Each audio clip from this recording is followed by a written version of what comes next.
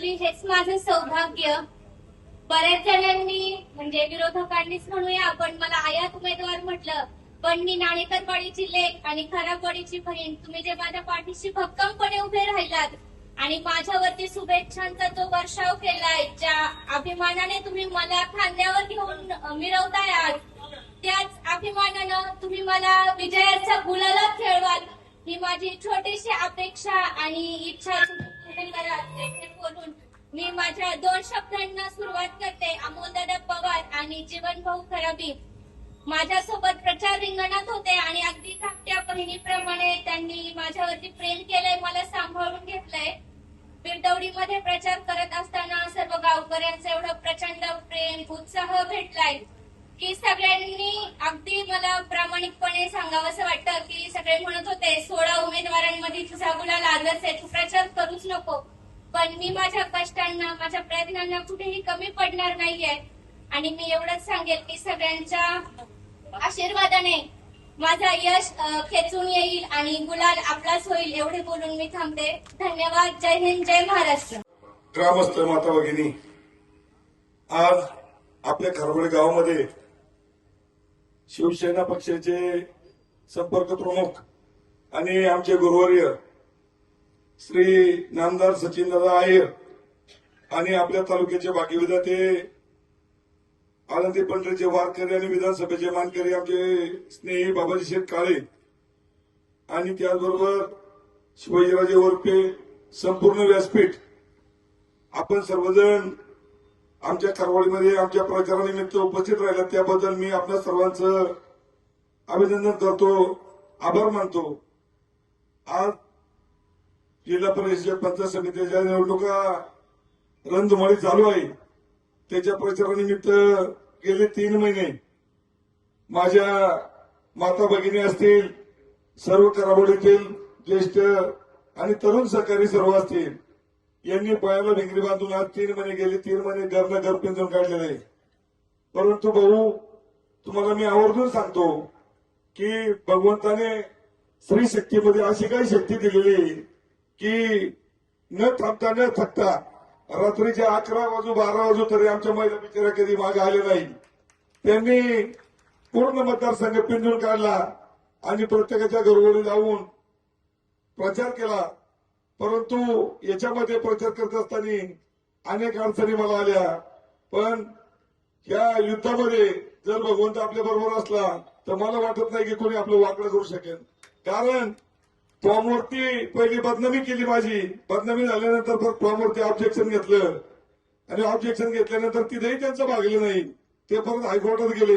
त्यांना म्हणलं तुम्ही डायरेक्ट स्वर्गात गेले तरी मी थांबत नसतो आणि मला थांबू शकत नसते. कारण का तुम्ही सगळे माझ्या मागे, तुम्ही सगळे माझ्या मागे म्हणून ही इलेक्शन मी एक नंबरने लढणार आहे 100%. कारण का भाऊंनी मला प्रत्येकाला आढावा घेतला, आमदार साहेबांनी आढावा घेतला, कस काय चालले प्रचार, कस काय इकडून तिकडून माहिती घेतली. परंतु भाऊ, खरोखर सांगतो, या आमच्या महिला भगिनींनी खरोखर जीवाचं रान केलं आणि चांगल्या प्रकारे प्रचार आज मतदारसंघात चालू आहे. पण तरीही गाळ बसून आपल्याला जमणार नाही. तुम्हाला सांगतो, शत्रू काही एवढा सोपा नाही. तो स्वतःला पैलवान म्हणतोय, पण तुम्हाला सांगतो त्या पैलवानचा अवस्था सुद्धा पटल्याची. कारण अरे तू पैलवान दरडीचा डाव कशाला खेळतो? तू पाठीमागून वार करू नको, समोर समोर लढलं पाहिजे ना. पाठीमागून वार करायची काय गरज आहे? तुला जर खरोखर लढायचं ना, रिंगणामध्ये लढणं बाबा, तू फॉर्म ऑब्जेक्शन घेऊन तुला वाटतं जीवन करा. बघा मी माझा बात केला माहिती, तो घरी बसेल आणि मग आपल्याला इलेक्शन सोपी झाली. हे सोपं नाही. हे शिवसैनिक म्हणजे इतके सोपे नाही. हे यांच्या अंगामध्ये असं रक्त आहे की त्यांनी एकदा ठरवलं की काही करू शकतात. एवढंच सांगतो. पाहू आपण आलात आणि आमच्या खरवडी गावामध्ये आपण आम्हाला सर्वांना मार्गदर्शनासाठी आलं. आपलं मार्गदर्शन सर्वांना ऐकायचं आहे, आमदार साहेबांचं मार्गदर्शन ऐकायचं आहे.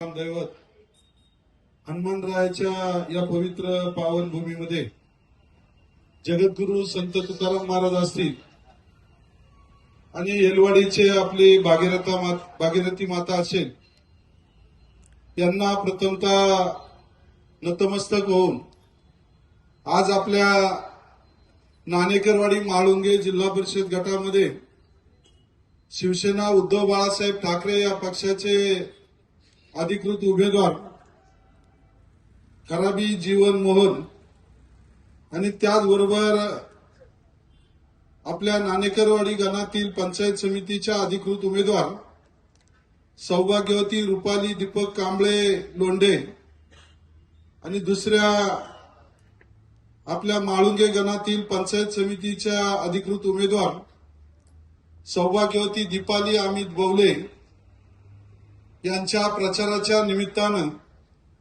आज आपल्या सर्वांचे मार्गदर्शक महाराष्ट्र राज्याचे माजी मंत्री शिवसेना उद्धव बाळासाहेब ठाकरे पक्षाचे पुणे जिल्ह्याचे संपर्क प्रमुख विद्यमान आमदार आदरणीय सचिन भाऊ अहिर खेड तालुक्याच्या सर्व उमेदवारांच्या प्रचाराच्या निमित्तानं सकाळी 9 वाजल्यापासून या ठिकाणी आलेले आहेत. 2 जिल्हा परिषद गटामध्ये सभा घेतल्याच्या नंतर आज आपल्या नाणेकरवाडी माळुंगे गटामध्ये आपल्या खराबवाडी गावामध्ये त्यांच्यासह आम्ही सर्व पदाधिकारी या ठिकाणी आलेलो आहोत.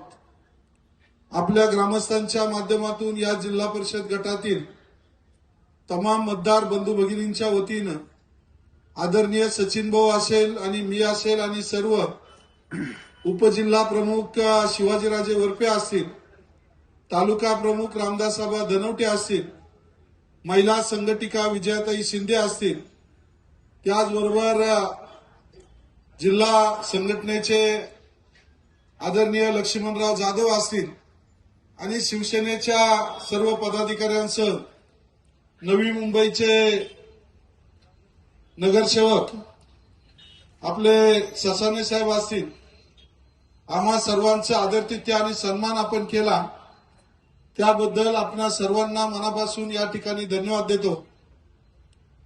भाऊ, आपणाला माहित आहे की पंचायत समितीच्या माध्यमातून या गणामध्ये आपल्या शिवसेनेचे खऱ्या अर्थानं सच्चे शिवसैनिक म्हणून दीपक कांबळे यांचं काम आहे आणि त्याचबरोबर रुपालीताई या नाणेकरवाडीची कन्या आहे. त्यामुळे एका शिवसेनेच्या कार्यकर्त्यानं पक्षाकडे पंचायत समितीसाठी उमेदवारी मागितली आणि इतरही सर्व मंडळींनी उमेदवारी मागितली होती, परंतु सर्वांनी या ठिकाणी एकमुखानं विचार केला आणि सौभाग्यवती रुपाली दीपक कांबळे लोंढे यांना या ठिकाणी या गणाची उमेदवारी दिली गेली. त्या माध्यमातून दुसरी जी मंडळी थांबली त्यांचं सुद्धा पक्षाच्या वतीनं प्रथमतः त्यांना धन्यवाद देतो आणि त्याच माध्यमातून आपल्या माळुंगे पंचायत समिती गणाच्या माध्यमातून या ठिकाणी सौभाग्यवती दीपाली अमित बवले यांना पक्षाच्या माध्यमातून आपले उपसभापती अमोलदादा पवार असतील, उपजिल्हा प्रमुख शिवाजीराजे वरपे असतील आणि आम्ही सर्व मंडळींनी त्यांना पक्षाच्या माध्यमातून भाऊंच्या सांगण्यानुसार या ठिकाणी उमेदवारी दिली. त्याही ठिकाणी आपल्या माळुंगे गावच्या सरपंच अर्चनाताई माळुंकर असतील आणि आपल्या भंडारा लॉन्सचे मालक आपले तुकाराम काळे यांच्या सौभाग्यवती असतील आणि त्याचबरोबर आपले विशाल भाऊ भोसले यांच्याही सौभाग्यवतींनी आपल्या सांगण्यावरून त्या ठिकाणी फॉर्म भरला होता. त्याचबरोबर शिवसेनेचे कार्यकर्ते तुषार भाऊ टेमगिरे यांच्या सौभाग्यवतींनी फॉर्म भरला होता आणि आपले सच्चे शिवसैनिक विजूभाऊ घनवट यांच्या सौभाग्यवतींनी सुद्धा फॉर्म भरला होता.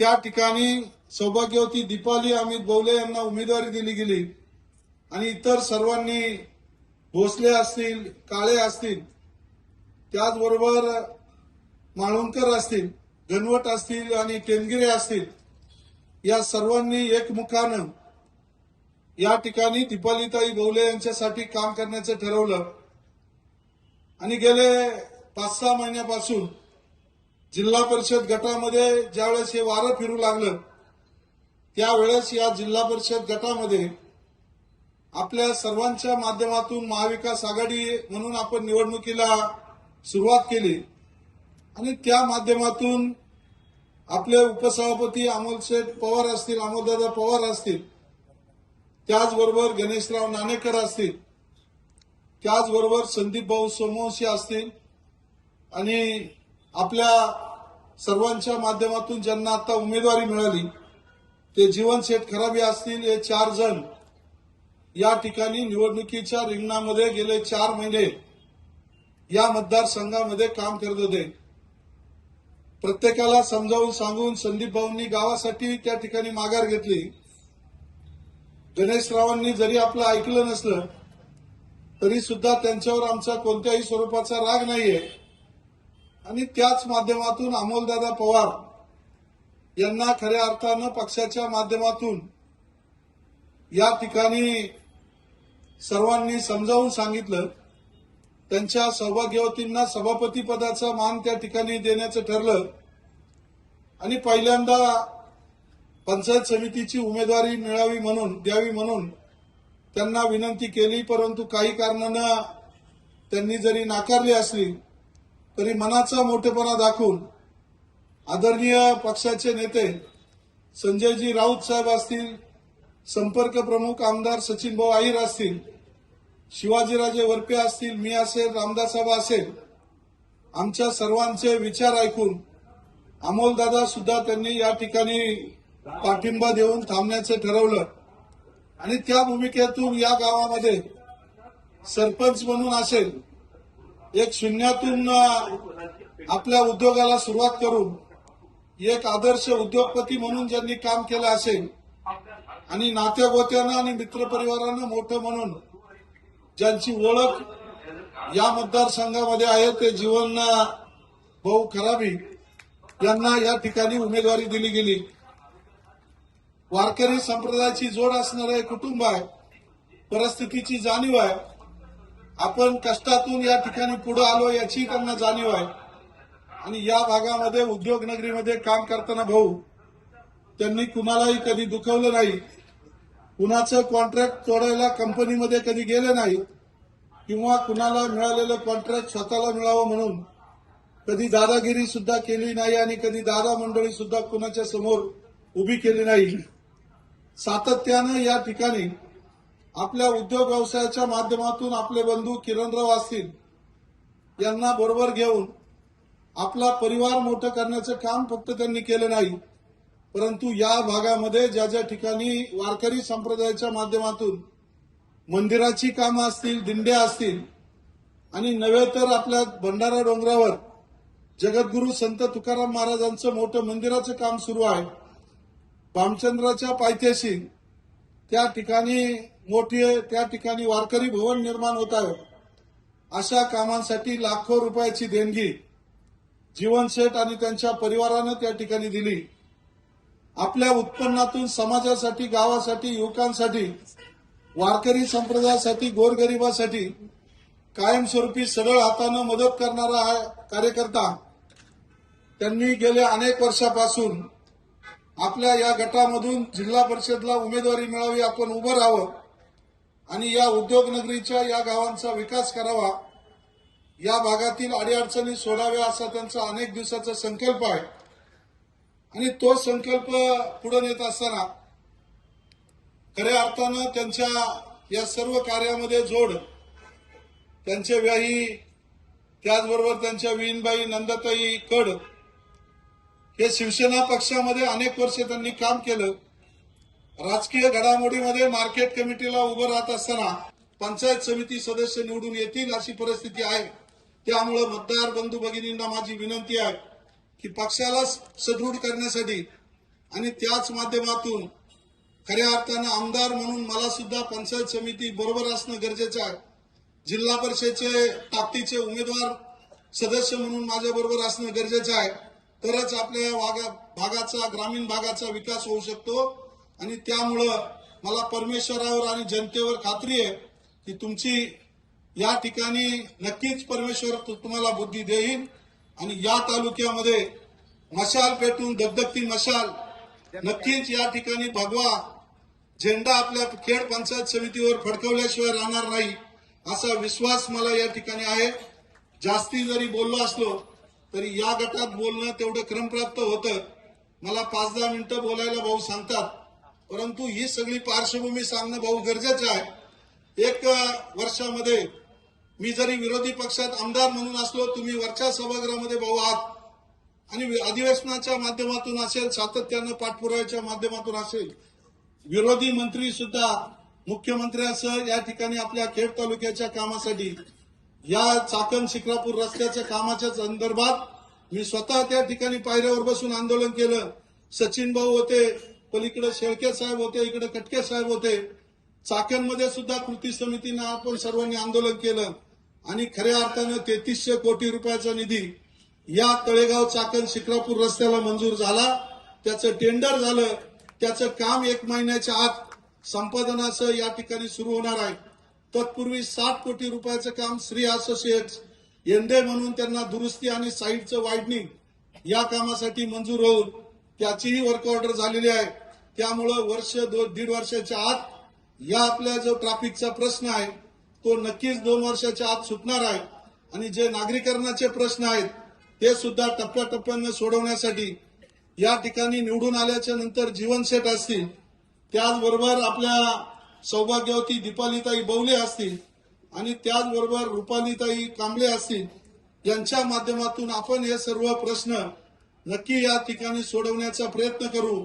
आणि त्या माध्यमातून आपणा सर्वांना माहित आहे की गेल्या 7 दिवसापूर्वी आपल्या महाराष्ट्र राज्याचे उपमुख्यमंत्री आणि पुणे जिल्ह्याचे पालकमंत्री, आपल्या पुणे जिल्ह्याचे सुपुत्र नामदार अजितदादा पवार यांचं विमान दुर्घटनेमध्ये अपघाती निधन झालं. त्यांच्या निधनानं संपूर्ण महाराष्ट्र हळहळला. आपल्या खेड तालुक्याच्या वतीनं मी असेल आणि पक्षाच्या वतीनं आदरणीय संपर्क प्रमुख सचिनभाऊ आहिर असतील, आम्ही बारामतीला जाऊन त्या ठिकाणी दादांच्या पार्थिवाचं दर्शन घेतलं आणि अंत्यविधीच्या दिवशी आपल्या खेड तालुक्याच्या आम जनतेच्या वतीनं खेड तालुक्यामध्ये उभे असणाऱ्या जिल्हा परिषद आणि पंचायत समितीच्या सर्व उमेदवारांच्या वतीनं त्या ठिकाणी श्रद्धांजली अर्पण केली. आणि त्या ठिकाणी एकच निश्चय केला की नामदार अजितदादा पवार हे जरी त्या पक्षाचे असले तरी आमच्या सारख्यांवर, सचिन भाऊंवर सुद्धा त्यांचे जवळून संबंध होते. त्यांनी सुद्धा मी गेल्या 1 वर्षामध्ये माझ्यासारख्या कार्यकर्त्याला पीएमआरडीच्या माध्यमातून असेल, हायवेच्या माध्यमातून असेल, काही पुरवणी बजेटच्या माध्यमातून असेल, डीपीडीसीच्या माध्यमातून असेल, या खेड तालुक्याला न्याय देण्यासाठी मला निधी दिला. त्यामुळे अशा अजितदादांच्या विचारावर समोरची लोक फोटो लावतात, शोकसभा त्या ठिकाणी घेतात. शोकसभेमध्ये दादांना श्रद्धांजली आपण सर्वजण अर्पणच करतो. परंतु त्या शोकसभेमध्ये आलेल्या लोकांचा फायदा घेऊन टिंब चिन्हासमोरचं बटन दाबून जर आपण त्या उमेदवारांना उपकृत केलं तर हीच खरी श्रद्धांजली होईल. परंतु मी तालुक्याच्या वतीनं आणि शिवसेना पक्षाच्या वतीनं आव्हान करतो की दादा हे महाविकास आघाडी बरोबर होते, आदरणीय उद्धवसाहेब ठाकरे आणि त्यांचे चांगले संबंध होते आणि आदर्श मुख्यमंत्री म्हणून या ठिकाणी ठाकरे साहेबांबद्दल त्यांचे चांगले उद्गार होते. आम्हाला सुद्धा त्यांनी मदत केली आणि दादा जरी गेले असले तरी दादांच्या विचारावर शिवसेनेचे निवडून आलेले सर्व जिल्हा परिषद आणि पंचायत समितीचे उमेदवार भविष्यात खेड पंचायत समिती आणि पुणे जिल्हा परिषदमध्ये काम करतील हीच खरी दादांना भावपूर्ण श्रद्धांजली अर्पण करतो. तमाम मतदार बंधू भगिनी, बांधवांनो, तरुण सहकारी मित्रांनो, खूप वेळ झालेला आहे आणि मी अजून जास्त वेळ घेणार नाही. परंतु बाबाजी काळे ज्यावेळी बोलत होते ही गोष्ट खरी आहे की ज्या दूरदृष्टिकोनातून या जिल्हा परिषद गणामध्ये जीवन खराबीजींची निवड करण्याचा एक कठीण प्रयत्न आम्हाला जे झालेला आहे, मला वाटते 1-2 वाजले असतील आम्हाला रात्री. ए फॉर्म येतोय, बी फॉर्म येतोय, जातोय, मिळेल नाही मिळेल या आशेवरती सर्वजणच होते. पण त्यांची निवड करत असताना सर्व व्यापक बघून घेऊन ती जबाबदारी पार पाडण्याचं काम मी असेल किंवा बाबाजी काळेजी असतील, अर्थात प्रत्येकाची अपेक्षा असते, इच्छा असते. आणि त्याही दृष्टिकोनातून ज्यावेळी या अगोदर देखील आपला हा प्रयत्न आणि मानस होता की यामध्ये इतरांचा पण देखील विचार करण्याची गरज आहे. परंतु ते करत असताना समोरचे उमेदवार कसे पडतायत, कोण येत आहेत, काय आपल्या उमेदवाराची तयारी आहे किंवा नाही आहेत, या सर्व गोष्टीचा बारकाईने फार विचारपूर्वक करून मला असं वाटते ती निवड पक्षाच्या वतीने करण्याचं काम केलेलं आहे. आणि मला आत्मविश्वास आहे की ज्या जिद्दीने ताकदीने तुम्ही सर्वजणच त्यामध्ये गेल्या अनेक महिन्यापासून, कारण ह्याच्या आजचा एक दिवसाचा काय हा प्रयोग किंवा आजचा एक दिवसाचा हा काम आहे अशातला भाग नाहीये. आणि गेल्या अनेक महिन्यापासून तुम्ही त्यांना साथ देण्याचं काम तुम्ही जे करतात, मला निश्चितपणे खात्री आहे की गुलाल हा 7 तारखेनंतर हा आपलाच झाल्याशिवाय राहणार नाही. ही सुरुवातीलाच मी अपेक्षा आपल्या सर्वांच्या वतीने आपल्या सर्वांच्याकडनं मी घेण्याचा प्रयत्न करतो. कारण ज्यावेळी संजय राऊजींना या तालुक्याचा रिझल्ट काय आला तर ते मला बाकीचा तालुक्याचा विचारणार नाही, पहिला जीवन खराबी आला की नाही ते सांग. म्हणजे तेही एवढे या एका मतदारसंघासाठी सर्वांबरोबर चर्चा किंवा काय करण्याचं काम केलेलं आहे. ठीक आहे, आता काही राजकारण असतात, तुम्हाला माहित आहे राजकारणाच्या गोष्टी करा, पण आम्ही कोणाला बाजूला फेकून देण्याची भूमिका पक्षाची नाहीये. मी या संपर्क प्रमुख या नात्याने आल्यानंतर आमच्याही होते, म्हणजे ज्यावेळी, म्हणजे आजही स्पष्ट बोलायला हरकत नाही की ज्यावेळी बाबाजी काळेंची निवड करत असताना पण अनेक आमच्याकडे उमेदवार होते. पहिले तर कोणच नव्हते, पहिले मग 7 झाले, 7चे 10 झाले. मग आम्ही अचून म्हणजे थोडा मी जरा लोकशाही मांडणार आहे, कारण जुने संस्कार माझे असल्यामुळे, आणि म्हणून नाही त्या विषयाने सरळ घेते. शिवसेनेत तसं काय चालत नाही, एकदा येस किंवा नो, पण मी थोडी लोकशाही ठेवली. आणि मग त्यावेळी सर्वांचं आपण बघत असताना पण पहिले 7 होते, आम्हाला वाटलं की 7चे बोलल्यानंतर 5 होतील, पण बोलल्यानंतर ते अजून 10 वाढले आणि नंतर वाढत गेले. कारण जोपर्यंत काय कोणाला वाटतच नव्हतं की आपल्याकडे ही उमेदवारी मिळेल आणि आपल्याला या उमेदवाराला आपल्याला या तालुक्यातूनच आपल्याला द्यायचं, कारण 2च जिल्ह्यामध्ये आपल्याला उमेदवारी मिळाली, एक शहरामध्ये आणि एक ग्रामीणमध्ये. असो, त्याचा मी काय इतिहास वाचत नाही किंवा तिची वेळ पण नाही राहिली काही, पण हे करत असताना पण सर्वांना व्यापक बघून घेऊन ती बांधणी करण्याचा प्रयत्न आपण त्यावेळी केला. आणि आजही मला आवर्जून सांगावं लागेल की ही निवड करत असताना सर्वांना विश्वासात घेऊन, ठीक आहे काहींना कटू अनुभव आलायत, काहींची थोडा गैरसमज असेल, पण ते सर्व बाजूला ठेवून आपण हा उमेदवार देण्याचं काम आपण केलेलं. आणि म्हणून कार्यकर्त्यांना आणि विशेषतः पक्षाच्या सर्वांना मी हात जोडून विनंती करतो की आता पक्षाने एक दिलेला आदेश असेल, पक्षाने दिलेला एक उमेदवार आहे, पूर्ण ताकदीने त्यांच्या मागे उभं राहिलं पाहिजे.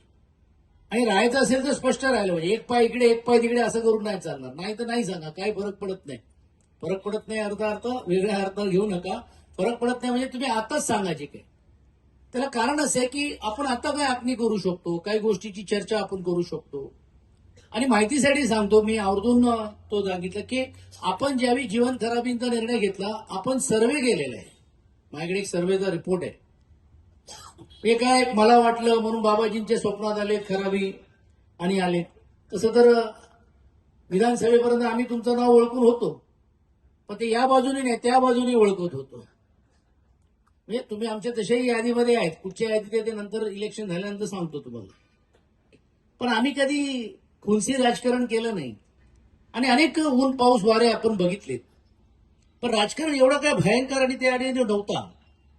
त्यावेळी हा आपला विरोधक आहे म्हणून ह्याचं ऐकायचंच नाही, आणि हा जास्त बोलत ह्याला संपूर्ण टाकायचे, ही भूमिका कधी आम्ही घेण्याचा प्रयत्न केला नाही. आणि त्याचा एक भाग म्हणूनच घेऊन आजपर्यंत आपण काम करण्याचा प्रयत्न आपण करतोय. असं असलं तरी देखील ही निवडणूक का आपण लोकशाहीच्या माध्यमातून करणं गरजेचं आहे, हा एक महत्वाचा भाग असला पाहिजे ना. आज त्यांच्या जोडीला आमच्या रुपालीताई आहेत, आज कोणाला उमेदवारी दिली आहे, दीपक सारखा एक, म्हणजे सोशल मीडियावरती असेल, सामाजिक याचे असेल, मला आठवते किंवा ज्यावेळी सरपंचांची निवड असेल, अनेक जे लोकांचे समस्या प्रश्न असेल ते अहोरात्र त्यांनी सोडवण्याची भूमिका घेत असताना आज नाही तर गेल्या 4-5 वर्षापासून बघतोय.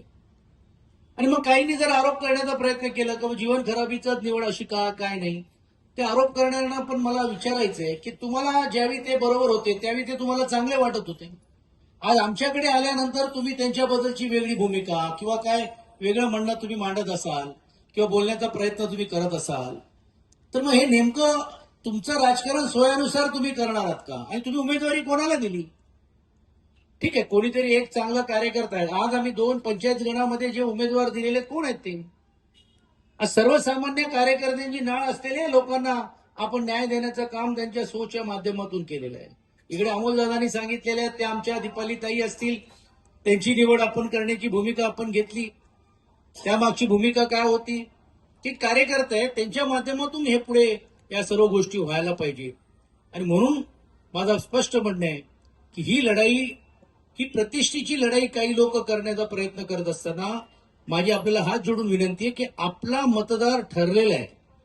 ज्यांनी या विधानसभेमध्ये मशालला आपल्याला मतदान केलेलं आहे, महाविकास आघाडीला मतदान केलेलं आहे, तर आज जीवन खराबीच्या मागे निवड फक्त आमदार म्हणून बाबाजी काळे नाहीये, मी नाहीये, तर आज अमोल कोल्हे असतील किंवा इतर सर्व जे वेगवेगळे पक्षातली जी लोक आहेत, कळत न कळत पण जे जाहीर आपल्या समोर जरी येत नसेल तरी देखील त्यांनी पूर्ण रीतीने पाठिंबा देण्याचं काम आज त्यांच्या माध्यमातून केलेलं आहे. आणि म्हणून तुम्ही आपण आपला मतदार ठरलं पाहिजे. बाबाजी बोललेत, ही गोष्ट खरी आहे की दुर्दैवाने म्हणावं लागेल की काही लोकांनी शोकसभेचं व्यासपीठ पण राजकीय व्यासपीठ केलेलं. म्हणजे ही शोकांतिका आहे. ठीक आहे, राजकारण असते, तुम्ही करता, बोलता, करतात, त्यांच्याबद्दलची काय आस्था आम्हाला आहे हे आम्हाला माहित आहे, त्यांच्याबद्दल कोणाचे काय मत होते हेही आम्हाला माहित आहे. ते काय इकडे बोलण्यासारखे विषय नाही आणि ते बोलणार पण नाही आणि मी त्यासाठी आलो पण नाही. महाराष्ट्रातील ताज्या घडामोडी पाहण्यासाठी आजच आपल्या न्यूज 15 मराठी या चॅनलला यूट्यूबवर सबस्क्राईब करा. तसेच इंस्टाग्राम आणि ट्विटरवर फॉलो करायला विसरू नका. न्यूज 15 मराठी, आवाज जनसामान्यांचा.